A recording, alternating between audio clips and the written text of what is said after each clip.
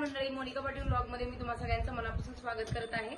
आणि आजच्या ब्लॉग मध्ये तुम्ही पाहणार आहात की आमच्या घरी गुढीपाडवा आम्ही कशा प्रकारे साजरा करतो तेच मी तुम्हाला या ब्लॉग मध्ये दाखवणार आहे। आणि आमच्या परिवारातर्फे तुम्हाला सगळ्यांना गुढीपाडव्याच्या हार्दिक हार्दिक शुभेच्छा।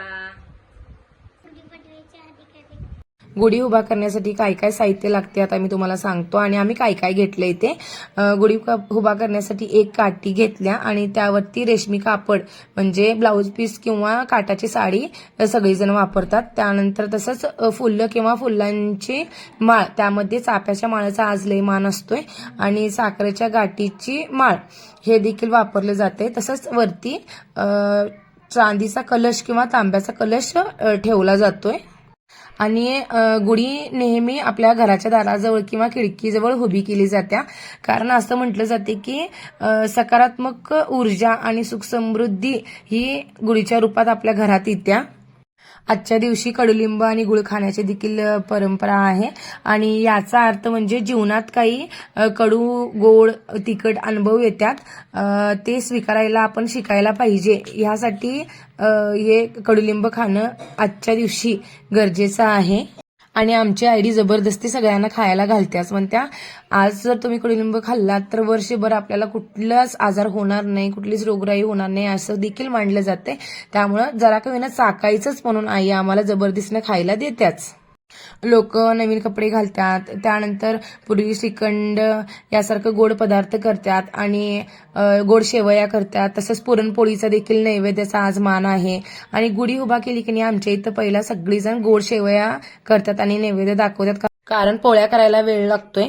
त्यामुळं पहिला शेवयांचा नैवेद्य दाखवला जातोय आणि पोळ्या झाल्यानंतर मग पोळ्यांचा नैवेद्य दाखवला जातोय। आणि आज बारकू लय पिळत होता, बारकू 6ला सुटून बसला होता सगळ्यांच्या बरोबर आणि तो कुणालाच काहीच करून देत नव्हता। गुढीला असे कडुलिंब बांधताना बांधलेलं कडुलिंब धरून ओढायचं हे त्याचं काम चाललं होतं आणि इकडे करणं मी करतो तुम्ही उठा मला दाखवा मी सगळं करणार आहे। त्याला ओरडल्यानंतर तो साईडला जाऊन उभारलाय, तुम्ही बघू शकता।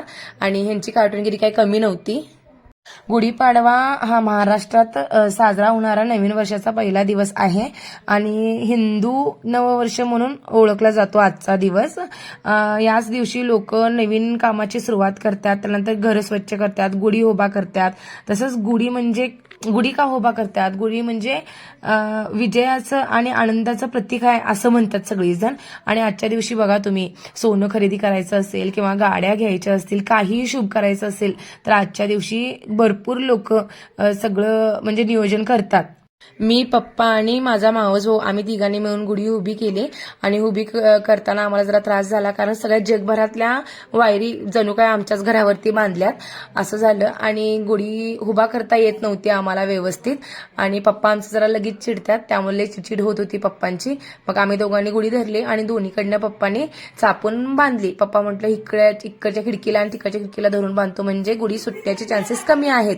आणि पप्पा म्हटलं की मी बांधतो माझ्या परीनं, पण तुझ्या पोरग्याला तू सांभाळ, कारण तुझ्या पोरग्या एवढं कार्टून कोण नाही आणि गुढीला दुसरा तिसरा काय धक्का लागणार नाही, तुझं पोरगच हलवणार।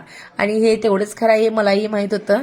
आई आतनं वरडत होती आजच्या दिवशी चिडाचिडी करू नका, भांडू नका, व्यवस्थित सगळं करा, कारण आज जर तुम्ही असं वागलासा तर वर्षभर ह्योच न्याट लागल। मग पप्पांना आम्ही सांगितलं तुम्ही चिडू नका, तुमची लय चिडचिड होत असेल तर तुम्ही जावा शेतात, कारण पप्पांची शेतात एकाला 3 कामं एकदमच आली होती। आणि भाऊही उशिरा म्हणजे पहाटे आला होता तो कामावरून, त्यामुळे त्याला पण आम्ही उठवलं नाही। आता मावस भाऊ आहे म्हणून मग म्हटलं राहू दे। आणि पप्पा पण आलं होतं शेतातनं, पप्पांना म्हटलं तेवढं तुम्ही आम्हाला थोडंसं गुढी उभा करू लागा आणि तुम्ही जावा, परत आम्ही का तुम्हाला बोलवत नाही। आता सगळं झालंय, मुहूर्तानं गुढी उभारल्या आणि गुढी उभारून झाल्यानंतर कर्ण आणि भावांनी दोघांनी मिळून पूजा केली, कारण कर्ण म्हणत होता मला दाखव मामा तू, मग मी तशी पूजा करतो, कारण त्याला प्रत्येक कामात पुढे पुढे करायचं असते। आणि दोघांनी मिळून पूजा केली, तुम्ही बघू शकता। आजच्या दिवशी भगवान श्रीरामांनी रावणाला हरवून विजय मिळवला होता आणि ते अयोध्यात परतले होते। त्या आनंदात लोकांनी गुढी उभारायला सुरुवात केली असं मानलं जाते। आणि मेन सांगायचं म्हणजे गुढी म्हणजे विजयाचं आणि आनंदाचं प्रतीक मानलं जातंय, म्हणून आजचा दिवस हा हिंदू नववर्ष म्हणून ओळखतात सगळीजण। ह्या दोघांची पूजा करून झाल्यानंतर मग मी गेलो पुढं आणि मी गुढीची पूजा करून घेतली, आरती करून घेतली आणि गुढीजवळ एकच मागणं मागितलं की हे वर्ष आम्हाला सुख समृद्धी आणि भरभराटीचं जावो असं मी सांगितलं आणि प्रार्थना केली. आणि तुम्ही बघू शकता ह्यात पण कर्णची लुडबुड चालू होती मध्ये मला म्हणत होता माझ्याकडे आरती दे, मी तो कुठे तर भाजून घेतला तर कशाला, म्हणून मग मी दिलं नाही त्याच्याकडं. आणि त्यानंतर तुम्ही बघू शकता फायनली आमची गुढी उभा झालेली आहे आणि काठी उंच होती त्यामुळे गुढी पण उंचच उभारलेली होती. मग एक चाफ्याची माळा मी वरती बांधली होती आणि दुसरी एक शिल्लक होती ती खाली बांधली मी आणि अशा प्रकारे आमची गुढी उभारून झाली. त्यानंतर गुढी उभारून झाल्यानंतर मम्मीनं गोड शेवयांचा नैवेद्य दाखवला आणि ऑलमोस्ट गल्लीत सगळ्यांचीच गुढी उभारून झाली होती, तुम्ही बघू शकता. धर्मानुसार आजपासून नवीन वर्ष सुरू झाले आणि नवीन वर्षातला हा आजचा पहिला सण असं मानलं जातंय. आणि असेच नवनवीन व्हिडिओ पाहण्यासाठी तुम्ही माझ्या युट्यूब चॅनेलला सबस्क्राईब करा, व्हिडिओला लाईक करा, शेअर करा आणि कमेंट नक्की करा. चला बाय बाय.